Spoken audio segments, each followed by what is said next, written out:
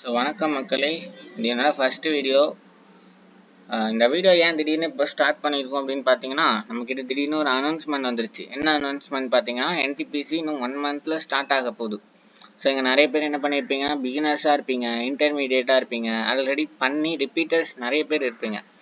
சரிங்களா? ஸோ அவங்களுக்கு என்ன பண்ணுறதுன்னு தெரியாமல் முடிச்சுட்டு இருப்பாங்க. பிகினர்ஸ் என்ன பண்ணுறதுன்னு தெரியாது, இன்டர்மீடியேட் என்ன பண்ணுறதுன்னு தெரியாது. ப்ரோ லெவலில் இருக்கிறவங்களுக்குலாம் நம்ம அட்வைஸ் சொல்ல போகிறதில்ல. சரிங்களா? நம்மளோட டார்கெட்டை பொறுத்த வரைக்கும் பிகினர்ஸ் லெவலில் இருக்கிறவங்களுக்கும் அண்ட் இன்டர்மீடியட் லெவலில் இருக்கிறவங்களுக்கு மட்டும்தான் நம்ம சொல்ல போகிறோம். ஸோ ஃபஸ்ட்டு என்னை பற்றி நான் சொல்லிடுறேன். சரிங்களா? ஸோ நான் இது வரைக்கும் 4 வெவ்வேறு லெவல் எக்ஸாம்ஸோட ப்ரிலிம்ஸையும் கிளியர் பண்ணியிருக்கேன். ஸோ இதுதான் அது. சரிங்களா? CGL, SSCயோடது, NTPC, அப்புறம் IBSO, SBI கிளர்க்கு. சரிங்களா? இது 4மே வேறு வேறு எக்ஸாம்ஸ்னு உங்களுக்கு தெரியும். ஸோ எல்லாத்துக்குமே என்ன சொல்லுவாங்கன்னா பேட்டர்ன் 1 அப்படிலாம் சொல்லுவாங்க. பட் ரியாலிட்டி என்னன்னு பார்த்தீங்கன்னா, சிஜிஎலை பொறுத்த வரைக்கும் இங்கிலீஷ் இருக்கும். NTPCயில் இங்கிலீஷ் கிடையாது. கரெக்டாக? ஸோ சிஜிஎல்ல இங்கிலீஷ் இருக்கிறது சிஜிஎலுக்கு அட்வான்டேஜ். NTPCயில் இங்கிலீஷ் இல்லாதது NTPCக்கு அட்வான்டேஜ். என்ன குழப்புறீங்க அப்படின்னு உங்களுக்கு தோணலாம். சரிங்களா? ஸோ சிஜிஎலை பொறுத்த வரைக்கும் உங்களுக்கு அட்வான்ஸ் மேக்ஸ் கொஞ்சம் டைட்டாக இருக்கும். அல்ஜிப்ராவை பொறுத்த வரைக்கும் குவாட்ரேட்டிக் ஈக்குவேஷன் கேட்க மாட்டாங்க. ஆனால் NTPCயில் பார்த்தீங்கன்னா அட்வான்ஸ் மேக்ஸ் கொஞ்சம் கம்மியாக இருக்கும். மென்சுரேஷனை பயங்கரமாக கேட்பாங்க. தென் செகண்ட் பார்த்தீங்கன்னா இது நம்ம என்னது அல்ஜிப்ராவில் குவாட்ரேட்டிக் ஈக்குவேஷன் நிறைய கொஷின்ஸ் வரும். IBSOன்னு ஒரு எக்ஸாம் இருக்குது பார்த்தீங்களா, இன்டெலிஜென்ஸ் பியூரோ. இது 3வது எக்ஸாம். இது எப்படி இருக்கும் அப்படின்னு கேட்டிங்கன்னா, CGL அண்ட் NTPCயை சேர்த்த மாதிரி இருக்கும். ரயில்வேஸோட பேப்பரையும் SSCயோட பேப்பரையும் சேர்த்த மாதிரி இருக்கும். அதுதான் IBSO.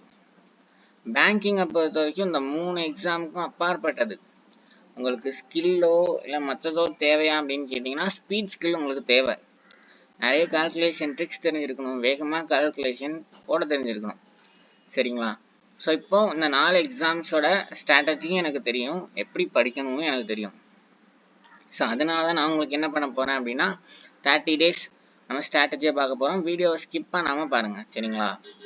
ஸோ எந்த எக்ஸாம் நீங்கள் கிளியர் பண்ணணுன்னாலும் இந்த 3 மந்த்ராஸ் உங்களுக்கு ரொம்ப முக்கிய மக்களே. Consistency, discipline, hard work. இந்த 3 இருந்தால் மட்டும்தான் உங்களால் எந்த எக்ஸாமாக இருந்தாலும் கிளியர் பண்ண முடியும். சரிங்களா? ஸோ இப்போ நம்ம ஸ்டார்ட் பண்ணிடலாம். இந்த இடத்துல தான் நான் ஸ்டார்ட் பண்ண போகிறேன். இந்த இடத்த நீங்கள் ரொம்ப முக்கியமாக கவனிக்கணும். நான் என்ன பண்ணலாங்கிறத நீங்கள் தெரிஞ்சுக்கிட்டீங்க அப்படின்னா, நீங்கள் என்ன பண்ணணும்னு உங்களுக்கு ஒரு ஐடியா வந்துடும். இந்த ப்ரிப்பரேஷனை ஸ்டார்ட் பண்ணும்போது நான் ரீசனிங் தான் முதல்ல ஸ்டார்ட் பண்ணேன். அதனால தான் இங்கே ரீசனிங்னு எழுதியிருக்கேன் பாருங்கள். ஸோ ரீசனிங் தான் ஃபஸ்ட்டு ஸ்டார்ட் பண்ணேன். ஏன்னா கம்மியான சிலபஸ்.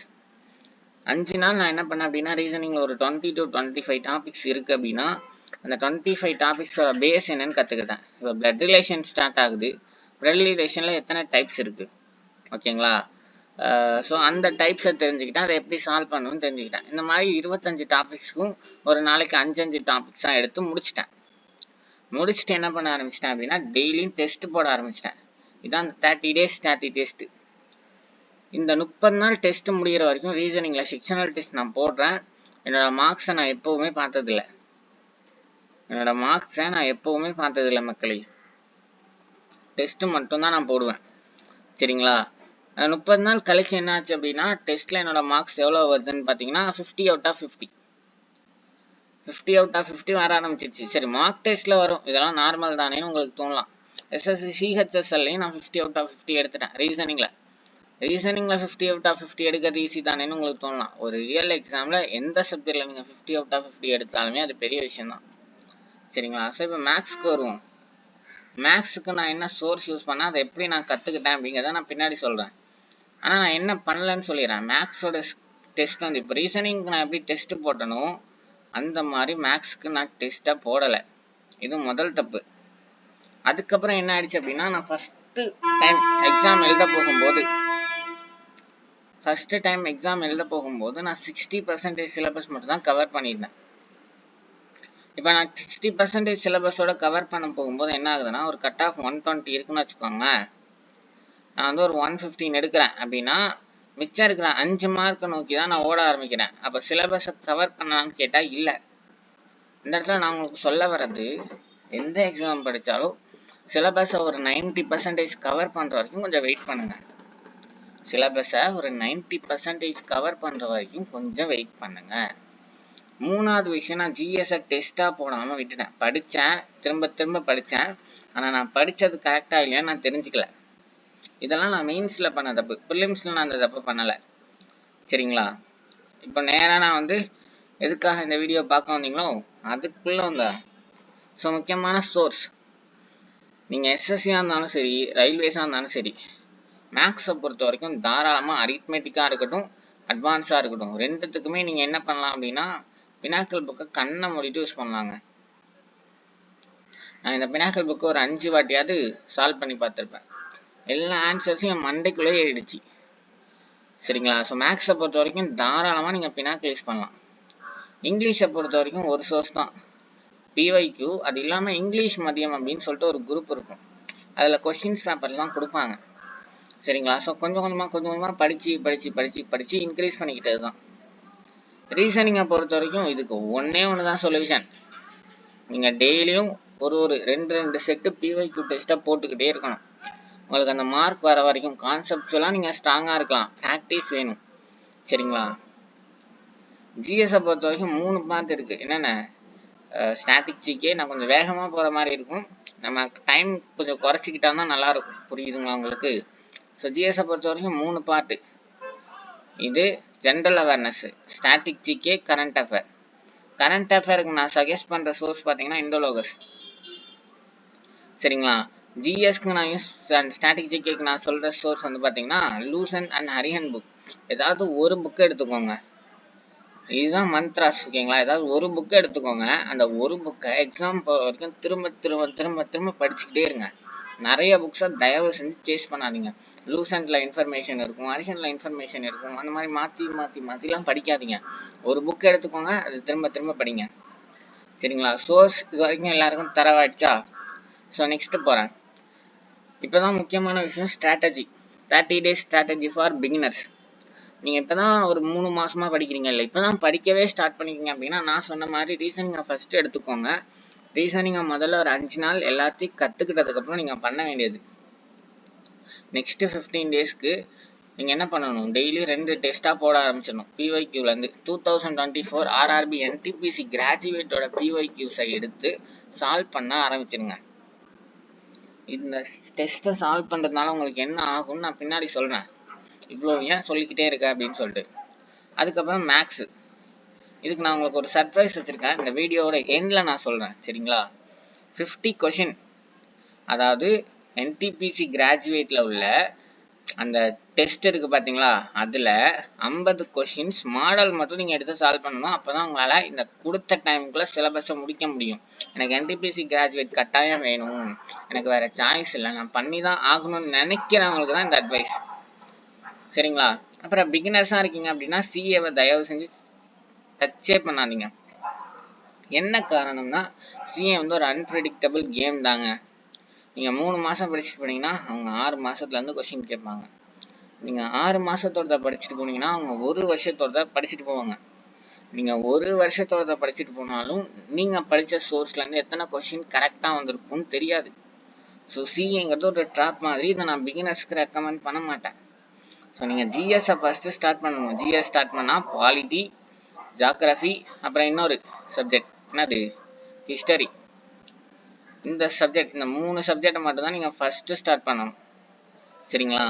ஏன்னா இதில் 3லேருந்தே கிட்டத்தட்ட எத்தனை கொஷின் வருது? இதுலேருந்து ஒரு 5 கொஷின் தாராளமாக வருது, இதுலேருந்து ஒரு 5 கொஷின் தாராளமாக வருது, இதுலேருந்து ஒரு 8 கொஷின், அதாவது ancient history, medieval history, modern history, 3த்தையும் சேர்த்து கிட்டத்தட்ட ஒரு 8 கொஷின் வருது. ஸோ 15லேருந்து 18 கொஷின் தாராளமாக இதுலேருந்து வருது. ஸ்டாட்டிக் ஜிகேவை தயவு செஞ்சு ஸ்கிப் பண்ணாதீங்க. ஓகேங்களா? அதிகமாக கேட்கறது இல்லை, ஆனால் கேட்குறாங்க. ஸ்டாட்டிக் ஜிகேவை பொறுத்த வரைக்கும் ஒரு 60 டாபிக் இருக்கும். ஆனால் அந்த 60 டாப்பிக்கும் படிக்கணுமான்னு கேட்டால் சத்தியமாக இல்லைங்க. ஒரு 10 டாபிக் தான். இந்த 10 டாப்பிக்ல தான் 90% என்னது ஸ்டாட்டிக் ஜிகே கொஷின்ஸ் கேட்குறாங்க. இதுதான் நிஜம். அந்த 10 டாபிக் என்ன அப்படிங்கிறத நான் அப்கமிங் வீடியோஸில் சொல்கிறேன். சரிங்களா? இப்போதைக்கு இது ஓகே தானே? என்ன பண்ணணும்? 2 மார்க் டெஸ்ட் போடணும். 50 மாடல் கொஷின் ஃப்ரம் பிவைக்யூ 2024 நீங்கள் போடணும். சிஏவை நீங்கள் டச் பண்ண வேண்டாம். இது பிகினர்ஸ்க்கானது. இப்போ நம்ம சைட்க்கு வந்துடுவோம். இன்டர்மீடியேட் லெவலில் இருப்பாங்க, அவங்களுக்கு தான் இது. நீங்கள் என்ன பண்ணணும் அப்படின்னா, ஆல்ரெடி நீங்கள் இன்டர்மீடியேட் தான். ஸோ 2 டெஸ்ட்டு கட்டாயம் 1 வீக்குக்கு நீங்கள் போடணும். ரீசனிங்லேருந்து மேக்ஸை பொறுத்த வரைக்கும் அவங்களுக்கு 50 சொன்னேன். உங்களுக்கு நான் சொல்கிறது 75 பிவைக்யூங்கிறது மாடல். சரிங்களா? இப்போது ஒரு நம்பர் சிஸ்டம் எடுத்துக்கிட்டிங்கன்னு வச்சுக்கோங்களேன். அதில் ஒரு 250 கொஷின் இருக்குன்னு வச்சுக்கலாம். 250 கொஷின் கேட்டிருப்பாங்க. ஓகே, இந்த 250 கொஷினில் எத்தனை கொஷின் மாடல்ஸாக இருக்கும்னு பார்த்தீங்கன்னா ஒரு 40 மாடல்ஸ் தான் இருக்கும். நீங்கள் இந்த 250 கொஷினையும் சால்வ் பண்ணுமான்னு கேட்டால் தேவையில்லை. இந்த 40 கொஷினை மட்டும் சால்வ் பண்ணால் போதும். சரிங்களா? நல்லா புரிஞ்சுக்கா உங்களுக்கு. இந்த 250 கொஷினையும் நீங்கள் சால்வ் பண்ண வேண்டிய அவசியம் இருக்காது. அப்போ என்ன ஆகுது அப்படின்னா, இந்த சிலபஸை நீங்கள் வேகமாக கவர் பண்ணுறீங்க. புரிஞ்சா? இப்போ நெக்ஸ்ட்டுக்கு வந்துடுறேன். ஜிகே சிஏ இதை பொறுத்த வரைக்கும் உங்களுக்கு என்ன நான் சொல்லுவேன் அப்படின்னா, சிஏவை நான் சொன்ன மாதிரி அந்த ஹிஸ்டரி, ஜியாகிரபி, பாலிட்டி 3 சப்ஜெக்டையும் நீங்கள் தரவாக வச்சிருக்கணும். ஆல்ரெடி இல்லைன்னாலும் எக்ஸாம் போகிறதுக்குள்ள தரவை பண்ணிக்கோங்க. லூசன் புக்கையோ அரிஹன் புக்கையோ எடுத்துக்கோங்க. சரிங்களா? நான் உங்களுக்கு லாஸ்ட்டாக ஒரு விஷயம் சொல்கிறேன், சர்ப்ரைஸ், வெயிட் பண்ணுங்கள். எல்லாத்துக்கும் சேர்த்த மாதிரி இது இருக்கும். அப்புறம் ஸ்டாட்டிக் ஜிகே, இந்த நீங்கள் கட்டாயம் படிச்சு தான் ஆகணும். அண்ட் கரண்ட் அஃபேர் இன்டர்மீடியட் லெவலுக்கு வந்துட்டீங்க. ஸோ இதுக்கப்புறமும் சிஏ வேணாம் இல்லை விட்டுடலான்னு சொன்னால் கண்டிப்பாக எக்ஸாம் வந்து நீங்கள் அந்தளவுக்கு புஷ் பண்ண முடியாது. இதுதான் நிஜம். அட்லீஸ்ட் நீங்கள் கடைசி லாஸ்ட் 6 மந்த்தோடது அது கண்டிப்பாக கட்டாயம் கவர் பண்ணியிருக்கணும்.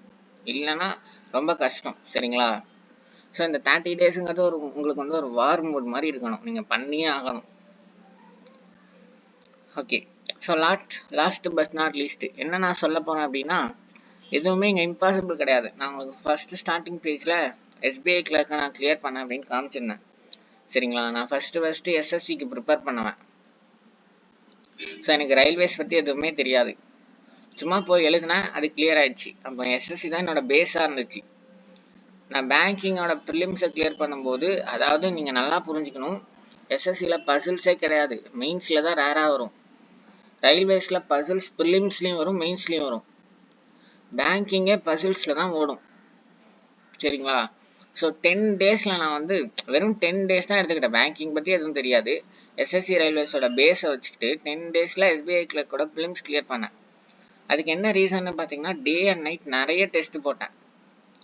இதுக்கு தான் நான் அங்கேயே சொன்னேன், டெஸ்ட்டு ஏன் அவ்வளோ முக்கியம் அப்படிங்கிறது. சரிங்களா? இந்த டெஸ்ட்டு தான் நீங்கள் எத்தனை கொஷின் அட்டன் பண்ணணுங்கிறத சொல்லுது, உங்களோட அக்யூரசி. ஸோ ரொம்ப முக்கியமான விஷயம் சொல்கிறேன், நான் கிளியர் பண்ண எல்லா எக்ஸாம்ஸ்லையுமே என்னோட அக்யூரஸியை ஒரு 90% கிட்ட வச்சுருக்காங்க. ஓகேங்களா? ஒரு 90 கொஷின் போகிறேன் அப்படின்னா அதில் 9 கொஷின் கிட்ட தான், 7 கொஷின் கிட்ட தான் தப்பாக வச்சுருப்பேன். அது எல்லா கொஷினுமே நான் கரெக்டாக தான் வச்சுருக்கணும் அப்படின்னு நினைப்பேன். ஸோ இதுதான் விஷயம். டே அண்ட் நைட் டெஸ்ட் போட்டிருந்தேன். அக்யூரேசியை மெயின்டைன் பண்ணணும், எந்த கொஷினை ஸ்கிப் பண்ணணும், எந்த கொஷினை விடணுங்கிறது உங்களுக்கு இந்த டெஸ்ட்டு தான் சொல்லித்தரும். சரிங்களா? ஸோ எஸ்எஸ்சியோட நாலேஜ் வச்சு தான் என்டிபிசி கிளியர் பண்ணேன். இந்த ரெண்டுத்தோட நாலேஜ் வச்சு தான் எஸ்பிஐ கிளியர் பண்ணேன். இப்போ இதை உங்களுக்கு எதுக்கு சொல்கிறேன் அப்படின்னா, முடியாதுன்னு ஒரு விஷயம் கிடையாது. சரிங்களா? நான் இதை போய் யார்கிட்டயா சொல்லியிருந்தேன்னா சிரிச்சிருப்பாங்க. உங்களுக்கு நான் சொல்கிறேன், 30 நாளோ இல்லை 15 நாளோ, பிகினர்ஸோ இன்டர்மீடியேட்டோ நீங்கள் மனசு வச்சா மட்டும்தான் அந்த எக்ஸாமை கிளியர் பண்ண முடியும். சரிங்களா? ஸோ லாஸ்ட்டாக ஒரு சர்ப்ரைஸ் சொல்கிறேன் அப்படின்னு சொல்லியிருந்தேன். என்ன சர்ப்ரைஸ்னு பார்த்தீங்கன்னா, இந்த வீடியோ சப்போஸ் 1K வியூஸ் போயிடுச்சு அப்படின்னா, இதான் நம்மளோட ஃபஸ்ட்டு வீடியோ.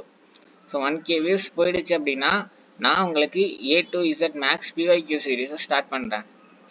அது இல்லாமல் ஸ்டாட்டிக் ஜிகே அண்ட் சப்ஜெக்ட்ஸை எங்கே படிக்கணும் அதை ஷார்ட் நோட்ஸாகவே அப்லோட் பண்ணுறேன். புரிஞ்சுங்களா?